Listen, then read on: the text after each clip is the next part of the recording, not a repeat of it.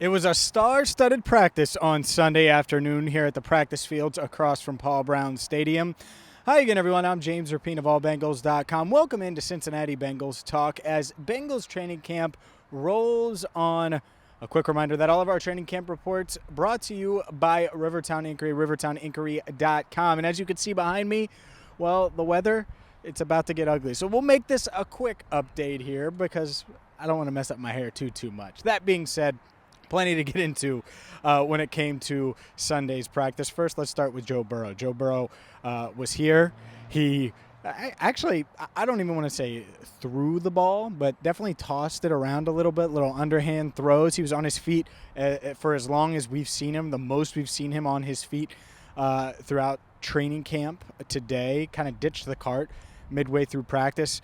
But it wasn't just Joe Burrow today. No, Chad Johnson was here.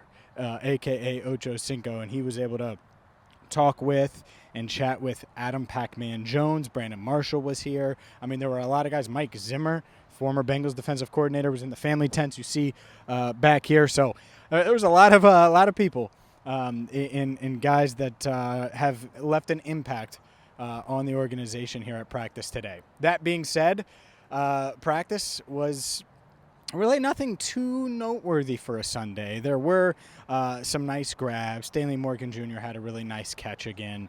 La'el Collins, by the way, still working to the side, but does seem to be ramping it up a little bit. So that's something to pay attention to because La'el Collins continuing to miss practice right now, but obviously he's a big part of what the Bengals want to do offensive line-wise. Speaking of injuries, a couple more. Drew Sample was out here, no crutches, which is good. Did have a brace on that left knee after getting injured last week. Wasn't doing anything on the rehab field, but he was out here for practice, which is certainly a good sign. Same thing goes for Deontay Smith, was on the rehab field after either tweaking his back or his leg or both. I know Jeff Hobson, I think, said that it was a back issue, but it looked like a leg last week on Friday when he got injured. So we'll know more next time we talk to Zach Taylor. But he was working a little bit, and that is good to see. And he did have his back wrapped during the open portion of to the media, the open locker room portion on Sunday.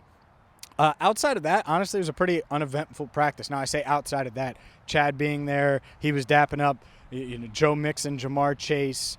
But, the Bengals, this offense is certainly something that you want to see it come together. You want to see it continue to evolve and get better. It's just really hard to do right now with no Joe Burrow. But it does look like Joe Burrow is getting back or getting healthier. We'll see.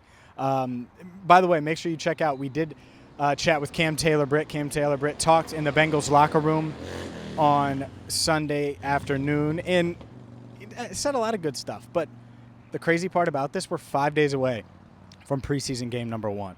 So it's going to be big for Cam Taylor-Britt, Dax Hill, a lot of these different rookies. Cordell Volson, Jackson Carman as he tries to shore up that left guard job.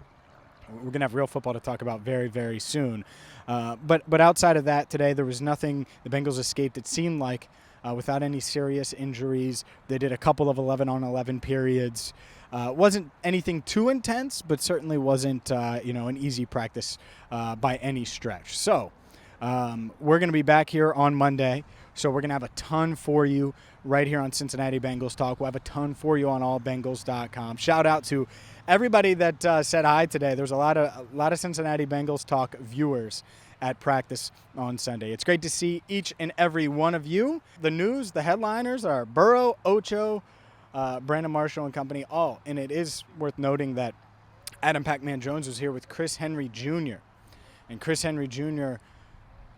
looks just like his dad, 6'4", shook his hand. He's a freshman, already has an offer for to play football at Ohio State, and you could see why. I mean, Pacman was showing me highlights and stuff, and this kid is going to be really, really good. So it's good to see him, and it's good to see, Adam Pacman Jones and his family helping out Chris Henry Jr. and the rest of his family as well. He adopted them, Chris Henry's kids, after Henry died in 2009.